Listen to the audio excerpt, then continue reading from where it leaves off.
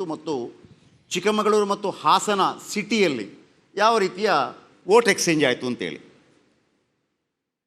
Back stab ಆಗಿದೆ. ಇದು ನೀವು ಒಪ್ಪೋದು ಬಿಡೋದು ಬೇರೆ ವಿಚಾರ, ನಾವು ಪತ್ರಕರ್ತರಾಗಿ ನಾವು ಹೇಳ್ತೀವಿ. ಬ್ಯಾಕ್ ಸ್ಟ್ಯಾಬ್ ಆಗಿದೆ. ನಾನು ಕೇಳೋದು, ಸಿ ಟಿ ರವಿ ಯಾರಿಗೂ ಬ್ಯಾಕ್ ಸ್ಟ್ಯಾಬ್ ಮಾಡಿಲ್ವಾ? ನನಗೆ ಅದರ ಮೇಲೆ ವಿಶ್ವಾಸ ಇಲ್ಲ.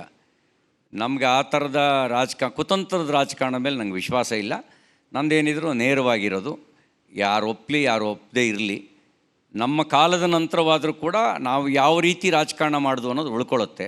ಹಾಗಾಗಿ ಅಡ್ಡದಾರಿ ಹಿಡಿಯೋದಿಲ್ಲ, ಅಡ್ಡದಾರಿಯಿಂದ ಗಳಿಸ್ಬೋದಾಗಿರುವಂಥ ಗೆಲುವು ನನಗೆ ಬೇಕಾಗೂ ಇಲ್ಲ.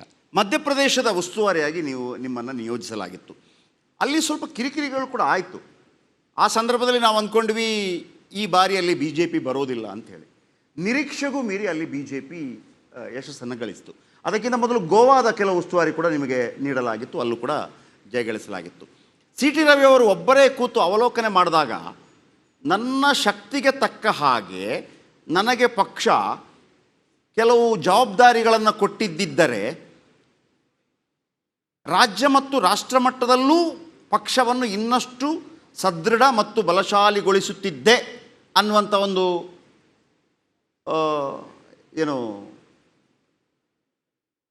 ಏನಂತಾರೆ ಅದಕ್ಕೆ, ನೀವು ಏನು ನಿಮ್ಮ ಭಾವನೆ ಅಷ್ಟು ಅರ್ಥ ಮಾಡ್ಕೊಳ್ಳಿ. ನಾನು ಅನ್ನೋದು ಅಹಂಕಾರ ಆಗುತ್ತೆ. ಈಗ ಒಬ್ಬ ಕಾರ್ಯಕರ್ತನಾಗಿ ಉಳಿದವ್ರ ಜೊತೆಗೆ ಕೆಲಸ ಮಾಡೋದು ನಮಗೆ ಸಂಘಟನೆ ಕಲಿಸಿರುವಂಥ ಗುಣ. ಗೆಲುವಿಗೂ ನಾನೊಬ್ಬನೇ ಕಾರಣ ಅಲ್ಲ. ಹಾಗಾಗಿ ಎಲ್ಲರಿಗೂ ಅದು ಎಲ್ಲರೂ ಸೇರಿ ಪ್ರಯತ್ನ ಮಾಡಿರೋದು, ನಾವೊಂದು ನಿಮಿತ್ತ ಮಾತ್ರ. ನಾವು ನಮಗಿರುವ ಅನುಭವವನ್ನು ದಾರಿ ಎರಿಬಹುದೇ ಹೊರತು ಎಲ್ಲವನ್ನೂ ನಾವೇ ಅಂತ ಮಾಡುವಷ್ಟು ಸಾಮರ್ಥ್ಯಶಾಲಿ ನಾನೇನಲ್ಲ. ಹಾಗಾಗಿ ಪಕ್ಷ ಒಬ್ಬ ಸಾಮಾನ್ಯ ಕಾರ್ಯಕರ್ತನಾಗಿದ್ದಂಥ ನನಗೆ ಹಲವು ಜವಾಬ್ದಾರಿಯನ್ನು ಕೊಟ್ಟು ಅಗಾಧವಾಗಿರುವಂಥ ಒಂದು ಅನುಭವ ಮತ್ತು ಎಕ್ಸ್ಪೋಸರ್ ಎರಡೂ ಸಿಗೋದಕ್ಕೆ ಕಾರಣ ಆಗಿದೆ. ಎಕ್ಸ್ಪೀರಿಯನ್ಸ್ ಮತ್ತು ಎಕ್ಸ್ಪೋಸರ್ ಎರಡೂ ಕೂಡ ಪಾರ್ಟಿಯಿಂದ ನನಗೆ ಸಿಕ್ಕಿದೆ. ಈಗಿರುವಂಥ ಅಧ್ಯಕ್ಷರು ಅಂದರೆ ಈಗಿನ ಬಿ ಜೆ ಪಿ ರಾಜ್ಯಾಧ್ಯಕ್ಷರು ಎಲ್ಲರನ್ನ ತೆಗೆದುಕೊಂಡು ಹೋಗುವಂಥ ಸಾಮರ್ಥ್ಯವನ್ನು ಹೊಂದಿದ್ದಾರಾ? ಕೆಲವೊಂದನ್ನು ನಿಮಗೆ ಇಂಥ ವೇದಿಕೆಗಳಲ್ಲಿ ಹೇಳೋದಕ್ಕೆ ಆಗೋದಿಲ್ಲ. ನಾನು ಯಾಕೆ ಕೇಳ್ತಾ ಇದ್ದೀನಿ ಅಂತಂದರೆ, ಬೆಂಗಳೂರು ಟು ಮೈಸೂರು ಪಾದಯಾತ್ರೆ ಆಗುವಂಥ ಸಂದರ್ಭದಲ್ಲಿ ಬಸನಗೌಡ ಪಾಟೀಲ್ ಯತ್ನಾಳ್ ಇರ್ಬೋದು, ರಮೇಶ್ ಜಾರಕಿಹೊಳಿ ಇರ್ಬೋದು, ಅವರು ಇನ್ವಾಲ್ವ್ ಆಗಲಿಲ್ಲ. ಅವರೊಂದು ಪ್ರತ್ಯೇಕ ಪಾದಯಾತ್ರೆಯನ್ನು ಮಾಡ್ತೇನೆ ಅಂತ ಹೇಳಿದರು. ಅದು ಇನ್ನೂ ಕೂಡ ಶುರು ಆಗಿಲ್ಲ. ರಾಷ್ಟ್ರೀಯ ಸ್ವಯಂ ಸೇವಕ ಸಂಘ ಕೂಡ ಎಂಟ್ರಿ ಕೊಟ್ಟ ನಂತರ ಕೂಡ ಇದಕ್ಕೊಂದು ಅಂತಿಮ ಮುದ್ರೆ ಬೀಳ್ತಾ ಇಲ್ಲ. ಈಗ ನಾನು ನಿಮ್ಮಲ್ಲಿ ಕೇಳ್ತಾ ಇರೋದು, ಕೆಲವೆಲ್ಲ ನೀವು ವೇದಿಕೆಯಲ್ಲೇ ಹೇಳಬೇಕಾಗತ್ತೆ, ಬಿ ಜೆ ಪಿಯಲ್ಲಿ ರಾಜ್ಯದಲ್ಲಿ ಏನಾಗಬೇಕಾಗಿದೆ ಸರ್? ನೋಡಿ, ಒಂದು ವಿಜೇಂದ್ರ ಅವರು ನಮ್ಮ ಪಕ್ಷದ ರಾಜ್ಯ ಘಟಕದ ಅಧ್ಯಕ್ಷರು. ಹಾಗಾಗಿ ಆ ಸ್ಥಾನಕ್ಕೆ ಕೊಡಬೇಕಾದ ಎಲ್ಲ ಗೌರವವನ್ನು ಕೊಡ್ತಾ ಎಲ್ಲರೂ ಒಪ್ಪುವಂಥದ್ದಕ್ಕೆ ನಾವು ನಿಧಾನಕ್ಕೆ ಗಳಿಸ್ಕೊಳ್ತಾ ಹೋಗಬೇಕಾಗತ್ತೆ. ಹಾಗಾಗಿ ಅದಕ್ಕೆ ನನ್ನ ಜೀವನದಲ್ಲಿ ಪಾಲಿಸ್ಕೊಂಡು ಬಂದಂಥ ಪಾಠ ಏನು ಅಂದರೆ, ನನ್ನ ದೌರ್ಬಲ್ಯಗಳನ್ನು ನಾನು ದೌರ್ಬಲ್ಯ ಅಂತ ಗೊತ್ತಾದ ಮೇಲೆ ಅದನ್ನು ದೂರ ಮಾಡ್ಕೊಳ್ಳೋದು, ಸಾಮರ್ಥ್ಯವನ್ನು ಹೆಚ್ಚಿಸ್ಕೊಳ್ಳೋದು. ಹಾಗೆ ಹೆಚ್ಚಿಸ್ಕೊಳ್ತಾ ನಿಧಾನವಾಗಿ ಅಕ್ಸೆಪ್ಟೆನ್ಸಿಯನ್ನು ಸಿಗ್ತಾ ಹೋಗುತ್ತೆ.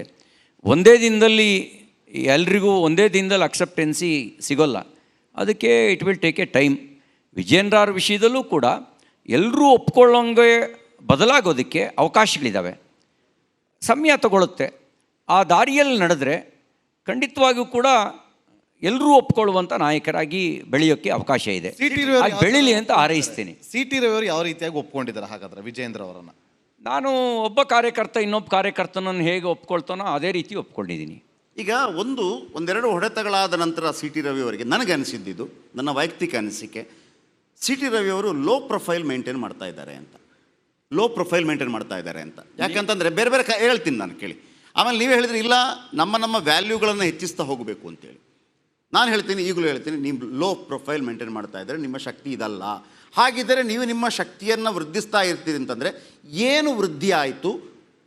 5 ವರ್ಷದ ಕೆಳಗಿದ್ದಂತಹ ಸಿ ಟಿ ರವಿ ಅವರ ಸ್ಥಾನಮಾನ ಇವತ್ತು ಎಲ್ಲಿಗೆ ಬಂದು ನಿಂತಿದೆ? 1 2 3 4 ಅಂತ ಹೇಳೋದಿದ್ರೆ ನೋಡಿ, ಗೌರವ ಅನ್ನೋದು ಅಧಿಕಾರದ ಸ್ಥಾನದ ಮೇಲೆ ಸಿಗುವಂಥ ಸಂಗತಿ ಅಲ್ಲ ಅನ್ನೋದು ನನ್ನ ತಿಳುವಳಿಕೆ. ಗೌರವ ನಡವಳಿಕೆ ಕಾರಣಕ್ಕೆ ಬರೋದು. ಗೌರವ ಅನ್ನೋದು ಉಳಿದವರ ಹೃದಯದಲ್ಲಿ ಜಾಗ ಪಡ್ಕೊಂಡಿದ್ದೀವ ಅನ್ನೋದ್ರ ಮೇಲೆ ನಿರ್ಮಾಣ ಆಗೋದು.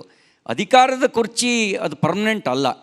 ಗೌರವ ಅನ್ನೋದು ಪರ್ಮನೆಂಟು. ನಾನು ಗೌರವವನ್ನು ಹೆಚ್ಚಿಸ್ಕೊಳ್ಳೋಕ್ಕೆ ಏನು ಬೇಕು ಆ ಕೆಲಸವನ್ನು ನಾನು ಮಾಡ್ತೀನಿ. ಆ ಗೌರವ ಹೆಚ್ಚಿಸ್ಕೊಳ್ಳೋಕೆ ಹೋಗಿನೇ ಅವ್ರಿಗೆ ಸೋಲಾಯಿತು ಅನ್ನೋದು ಒಂದು ಕಡೆ ಚರ್ಚೆ ಆಗ್ತಾ ಇದೆ ಇವತ್ತಿಗೂ ಕೂಡ. ಚುನಾವಣೆ ಸೋಲು ಗೆಲುವು ಇದ್ದಿದ್ದೇ. ಈಗ ಅಟಲ್ಜಿನೂ ಸೋತಿದ್ದಾರೆ, ಅದ್ವಾನಿನೂ ಸೋತಿದ್ದಾರೆ, ಯಡಿಯೂರಪ್ಪನವರು ಸೋತಿದ್ದಾರೆ, ದೇವೇಗೌಡರು ಸೋತಿದ್ದಾರೆ, ಸಿದ್ದರಾಮಯ್ಯನವರು ಸೋತಿದ್ದಾರೆ. ಹಾಗಾದ್ರೆ CT ರವಿಯವರು ಸೋತು ಏನು ಪಾಠ ಕಲ್ತರು? ನನಗೊಂದು ಅನುಭವ ತಂದು ಕೊಟ್ಟಿದೆ. ಯಾವ ರೀತಿಯಾದಂಥ ಅನುಭವ ಅದು? ಆ ಅನುಭವ ಹೇಳೋಕ್ಕಾಗಲ್ಲ, ಅನುಭವಿಸ್ಬೇಕಷ್ಟೇ. ಈಗ ಒಂದು ಬಹಳ ಮುಖ್ಯವಾದ ಪ್ರಶ್ನೆ ಕೇಳ್ತೀನಿ ಸರ್ ನಾನು ನಿಮಗೆ. ನಾನೀಗ ನಿಮ್ಮ ಹತ್ರ ನೀವು ಮುಖ್ಯಮಂತ್ರಿ ಆಗ್ತೀರಾ ಅಂತ ಕೇಳಿದ್ರೆ ಖಂಡಿತವಾಗಲೂ ನೀವು ಯಾವ ರೀತಿ ಉತ್ತರ ಕೊಡ್ತೀರಿ ನನಗೆ ಗೊತ್ತಿದೆ. ಹಾಗಾಗಿ ಈ ಪ್ರಶ್ನೆ ಕೇಳ್ತಾ ಇದ್ದೀನಿ. ಮುಂದಿನ ದಿನಮಾನಗಳಲ್ಲಿ BJPಯಿಂದ ಮುಖ್ಯಮಂತ್ರಿ ಆಗಬಹುದಾದಂಥ 5 ಹೆಸರುಗಳನ್ನು ಹೇಳ್ಬೋದಾ? ಸಾಮಾನ್ಯ ಕಾರ್ಯಕರ್ತನಿಗೂ ಆ ಯೋಗ್ಯತೆ ಇದೆ. ನೋಡಿ, ಮೋದಿಯವರು ಪ್ರಧಾನಮಂತ್ರಿ ಆಗ್ತಾರಾ ಅಂತ ಯಾರಾದರೂ ಒಂದು 20 ವರ್ಷದ ಹಿಂದೆ ಕೇಳಿದರೆ ಬಹುತೇಕ ಜನ ಮೋದಿಯವ್ರ ಹೆಸರನ್ನು ಹೇಳ್ತಿರ್ಲಿಲ್ಲ.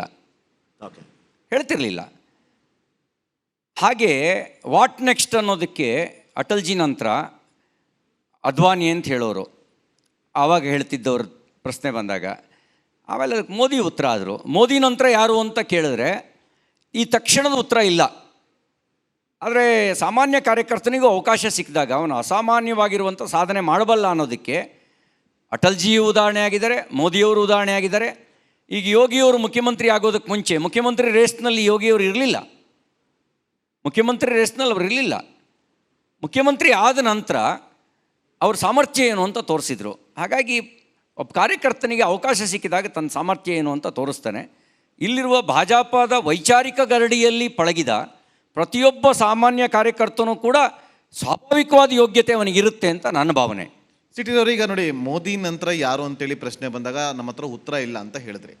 ಆದರೆ ಒಂದು ಕಡೆ ಉತ್ತರ ಭಾರತ ಅಂತ ಬಂದಾಗ ಯೋಗಿಯವರ ಹೆಸರು ಈಗ ಸಂಚಲನವನ್ನು ಸೃಷ್ಟಿ ಮಾಡ್ತಾ ಬರ್ತಾ ಇದೆ. ಇತ್ತೀಚಿನ ದಿನಗಳ ಬೆಳವಣಿಗೆಯನ್ನು ಗಮನಿಸಿದ್ರೆ ತಿರುಪತಿ ಲಡ್ಡು ವಿಚಾರವಾಗಿ ಪವನ್ ಕಲ್ಯಾಣ್ ಅವರು ತಗೊಂಡಂಥ ಒಂದು ದೀಕ್ಷೆ, ಆ ದೀಕ್ಷೆಯಿಂದಾಗಿ ದಕ್ಷಿಣ ಭಾರತದಲ್ಲಿ ಒಬ್ಬ BJPಗೆ ಒಬ್ಬ ಯೋಗಿ ಅಂತವರು ಸಿಕ್ಕಿದ್ರು ಅಂತ ಹೇಳಿದ್ರು. ಹಾಗಾದರೆ ಪಕ್ಕದ ರಾಜ್ಯದಲ್ಲಿ ಸಿಗುವಂಥ ಯೋಗಿ ಅಂತ ಒಬ್ಬ ವ್ಯಕ್ತಿ ನಮ್ಮ ರಾಜ್ಯದಲ್ಲಿ ಇಲ್ವಾ? ಕೆಲವೊಮ್ಮೆ ಸಂದರ್ಭ ಬರೋವರೆಗೂ ಯೋಗ್ಯತೆ ಗೊತ್ತಾಗಲ್ಲ, ಸಂದರ್ಭ ಬಂದಾಗ ಯೋಗ್ಯತೆ ಗೊತ್ತಾಗುತ್ತೆ. ಆ ಸಂದರ್ಭಕ್ಕೆ ಕಾಯಬೇಕಷ್ಟೇ. ಯಾವ ಕಠಿಣ ಸಂದರ್ಭದಲ್ಲಿ ಹೇಗೆ ನಿಲುವು ತಗೊಳ್ತಾರೆ, ಹೇಗೆ ನಡ್ಕೊಳ್ತಾರೆ ಅಂತ. ಈಗ ಮುಖ್ಯಮಂತ್ರಿಗಳು ಸ್ವಯಂ ಅವರು ಸಿದ್ದರಾಮಯ್ಯನವರು ನನ್ನ 40 ವರ್ಷದ ಸಾರ್ವಜನಿಕ ಜೀವನ ಪರಿಶುದ್ಧವಾದದ್ದು ಅಂತ ಹೇಳ್ತಾ ಇದ್ದರು. ಆದರೆ ಆಪಾದನೆಗಳು ಅವ್ರ ಪರಿಶುದ್ಧ ಸಾರ್ವಜನಿಕ ಜೀವನ ಅಲ್ಲ ಅನ್ನೋದನ್ನು ತೋರಿಸ್ತಾ ಇದ್ದಾವೆ. ಆಪಾದನೆ ಬಂದ ಸಂದರ್ಭದಲ್ಲಿ ಅವ್ರು ತೆಗೆದುಕೊಂಡ ನಿಲುವು ಅಧಿಕಾರ ಕಂಡುಕೊಳ್ಳುವ ಜಾಯಮಾನವನ್ನು ತೋರಿಸ್ತೇ ಹೊರತು ನೈತಿಕ ಮೌಲ್ಯವನ್ನು ಪ್ರತಿಪಾದನೆ ಮಾಡ್ತಕ್ಕಂಥ ನಿಲುವುಗಳನ್ನು ಅವರು ತೋರಿಸಲಿಲ್ಲ. ಹಾಗಾಗಿ ಸಂದರ್ಭ ಬಂದಾಗ ಒಂದು ಮಾತಿದೆ, ಕಾಕ ಕೃಷ್ಣ ಪಿಕ ಕೃಷ್ಣ ವಸಂತಕಾಲೇ ಸಂಪ್ರಾಪ್ತೆ ಕಾಕ ಪಿಕಃ ಅಂತ. ಅಂದರೆ ಕಾಗೆನೂ ಕಪ್ಪು, ಕೋಗಿಲೆನೂ ಕಪ್ಪು. ವಸಂತ ಕಾಲ ಬಂದಾಗ ಕೋಗಿಲೆ ಹಾಡುತ್ತೆ, ಕಾಗೆ ಕಾಕ ಅಂತ ಹೇಳುತ್ತೆ. ಹಾಗೆಯೇ ಒಬ್ಬ ವ್ಯಕ್ತಿಯ ವ್ಯಕ್ತಿತ್ವದ ಅನಾವರಣ ಯಾವಾಗ ಆಗೋದು ಅಂದರೆ ಆತ ಅಗ್ನಿ ಪರೀಕ್ಷೆಯನ್ನು ಎದುರಿಸುವ ಸಂದರ್ಭದಲ್ಲಿ ಯಾವ ನಿಲುವು ತೆಗೆದುಕೊಳ್ತಾನೆ ಅಂಥೇಳಿ. ಈಗ ಸಿದ್ದರಾಮಯ್ಯನವರು ಅಗ್ನಿ ಪರೀಕ್ಷೆ ಎದುರಿಸ್ತಾ ಇದ್ದಾರೆ, ಅಧಿಕಾರಕ್ಕೆ ಅಂಟುಕೊಳ್ಳಬೇಕಾದಂಥ ಎಲ್ಲ ಪಟ್ಟನ್ನು ಹಾಕ್ತಾ ಇದ್ದಾರೆ. ಅದು ನೀತಿ ಅಂತ ಅನಿಸೋದಿಲ್ಲ, ಬಂಡತನ ಅಂತ ಅನಿಸ್ಕೊಳ್ಳುತ್ತೆ. ಹಾಗಾಗಿ ಆ ಬಂಡತನ ಪ್ರತಿಪಾದನೆ ಮಾಡುವ ಸಿದ್ದರಾಮಯ್ಯನವರಾಗಿ ಉಳ್ಕೊಳ್ತಾರೆ ಹೊರತು ಒಂದು ನೈತಿಕ ಮೌಲ್ಯವನ್ನು ಪ್ರತಿಪಾದಿಸಿದ ವ್ಯಕ್ತಿತ್ವದ ಅನಾವರಣ ಆಗೋದಿಲ್ಲ. ಹಾಗಾಗಿ ಸಂದರ್ಭಗಳು ಆ ವ್ಯಕ್ತಿಯ ವ್ಯಕ್ತಿತ್ವದ ಅನಾವರಣ ಮಾಡ್ತವೆ. ಸರ್, ಹಾಗಾದರೆ ಇವತ್ತು ನೋಡಿ, ಸಿದ್ದರಾಮಯ್ಯವರು ನೈತಿಕತೆಯ ಹೊಣೆಯನ್ನು ಹೊತ್ತು ರಾಜೀನಾಮೆ ಕೊಡಬೇಕು ಅಂತ ಇವತ್ತು BJPಯವರು ಒಂದಷ್ಟು ಆಗ್ರಹಿಸ್ತಿದ್ದಾರೆ. ಆದರೆ ಅವತ್ತು ಯಾವುದೇ ಕಾರಣಕ್ಕೂ ಕೂಡ ನಾನು ಕೊಡೋದಿಲ್ಲ ಅಂತ ಹೇಳ್ತಾರೆ. ಜೊತೆಗೆ ಕ್ಯಾಬಿನೆಟ್ನಲ್ಲಿರುವಂಥವರು, ಜೊತೆಗೆ ಕಾಂಗ್ರೆಸ್ನ ನಾಯಕರು, ಕಾಂಗ್ರೆಸ್ ಹೈಕಮಾಂಡ್ ಯಾವುದೇ ಕಾರಣಕ್ಕೂ ಕೂಡ ನೀವು ರಾಜೀನಾಮೆ ಕೊಡಬೇಡಿ, ನಿಮ್ಮ ಬೆನ್ನಿಗೆ ನಾವು ನಿಂತಿರ್ತೀವಿ ಅಂತ ಹೇಳಿಕೆಯನ್ನು ಕೊಡ್ತಾರೆ. ಆದರೆ BJPಯಲ್ಲಿ ಹಾಗಾಗಲಿಲ್ಲ. ಅಕ್ರಮಗಳ ಹೆಸರು, ಭ್ರಷ್ಟಾಚಾರದ ಹೆಸರು ಕೇಳ್ಬರ್ತಾಗೆ ಯಡಿಯೂರಪ್ಪ ಅವ್ರ ರಾಜೀನಾಮೆ ತಗೊಂಡ್ರು, ಈಶ್ವರಪ್ಪ ಅವ್ರ ರಾಜೀನಾಮೆ ತಗೊಂಡ್ರು. ಇಲ್ಲ, ಯಡಿಯೂರಪ್ಪನವರು ರಾಜೀನಾಮೆ ಕೊಡಬೇಕು ಅಂತ ಹೇಳುವಾಗ 4 ಜನ BJPಯಲ್ಲಿ ರೆಡಿ ಆಗಿಬಿಟ್ರು ನೆಕ್ಸ್ಟ್ CMಗೆ. ಬಟ್ ಕಾಂಗ್ರೆಸ್ ಎಲ್ಲ ಹಂಗೆ ಆಗ್ತಿಲ್ಲ ಅಂತ ಹೇಳಿ ನಿಮ್ಮ ಮತ್ತು ಅವರ ಏನು ವ್ಯತ್ಯಾಸ ಆಗಿದ್ರೆ? ಒಂದು ಪಕ್ಷವೇ ಭ್ರಷ್ಟವಾದಾಗ ಅದು ಕಾಂಗ್ರೆಸ್ ಆಗುತ್ತೆ, ಪಕ್ಷ ಮೌಲ್ಯಗಳನ್ನು ಇಟ್ಕೊಂಡಾಗ ಅದು BJP ಆಗುತ್ತೆ. ಕಾಂಗ್ರೆಸ್ ಪಕ್ಷವೇ ಭ್ರಷ್ಟವಾಗಿದೆ. ಹಾಗಾಗಿ ಭ್ರಷ್ಟಾಚಾರದ ಸಮರ್ಥನೆ ಆ ಪಕ್ಷದ ಭ್ರಷ್ಟತನವನ್ನು ತೋರಿಸುತ್ತೆ. ನಮ್ಮ ಪಕ್ಷ ನೋಡಿ, ಲಾಲ್ ಕೃಷ್ಣ ಅದ್ವಾನಿಯವರ ಮೇಲೆ ಯಾರೋ ಒಬ್ಬ ಹವಾಲಾ ಡೈರಿಯಲ್ಲಿ LKA ಅಂತ ಬರೆದಿದ್ದ ಅಂತ ಕೆಲವರು ವಿಶ್ಲೇಷಣೆ ಮಾಡಿದರು. ಇದು ಲಾಲ್ ಕೃಷ್ಣ ಅದ್ವಾನಿಯವರ ಹೆಸರು ಅಂಥೇಳಿ. ಆ ಕ್ಷಣಕ್ಕೆ ಅವರು ಸಂಸತ್ ಸದಸ್ಯತ್ವ ಸ್ಥಾನಕ್ಕೆ ರಾಜೀನಾಮೆ ಕೊಟ್ಟರು, ಪಕ್ಷದ ರಾಷ್ಟ್ರೀಯ ಅಧ್ಯಕ್ಷ ಸ್ಥಾನಕ್ಕೆ ರಾಜೀನಾಮೆ ಕೊಟ್ಟರು.